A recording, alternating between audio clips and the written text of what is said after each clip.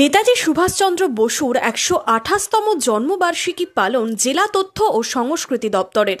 বৃহস্পতিবার সকালে বহরমপুর রবীন্দ্র সদনে নেতাজির প্রতিকৃতিতে মাল্যদান করে শ্রদ্ধা জানানো হয়। এরপর মুক্ত মঞ্চে দেশাত্মবোধক গান, নৃত্য এবং সাংস্কৃতিক অনুষ্ঠানের মধ্যে দিয়ে দিনটিকে পালন করা হয় জেলা তথ্য ও সংস্কৃতি দপ্তরের পক্ষ থেকে। আজকে বীর সুভাষচন্দ্র বসুর ১২৮তম জন্মবার্ষিকী উপলক্ষে তথ্য সংস্কৃতি বিভাগ, পশ্চিমবঙ্গ সরকার সারা রাজ্যে এবং রাজ্যের বাইরেও এই দিনটি পালন করা হয় এবং দেশনায়ক দিবস হিসাবে এটিকে পালন করা হয়।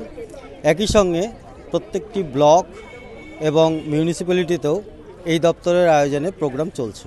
আজকের অনুষ্ঠানে প্রধান অতিথি হিসেবে উপস্থিত ছিলেন আমাদের অতিরিক্ত জেলা শাসক উন্নয়ন শ্রী চিরন্তন প্রামাণিক মহাশয়। তিনি তার মূল্যবান বক্তব্য দিয়ে অনুষ্ঠানের সূচনা করেন।